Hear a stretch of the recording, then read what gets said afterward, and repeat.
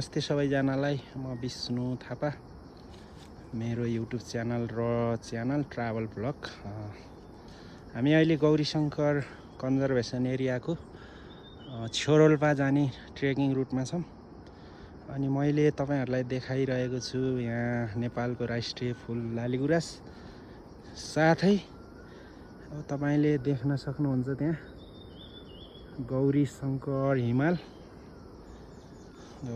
हिमालको दृश्य, साथसाथै यो लालीगुराँसको फुलेको सुन्दरता, साथै काफल खाइ पाकेको छ लालीगुराँस छ, पारि गौरीशङ्कर हिमाल छ।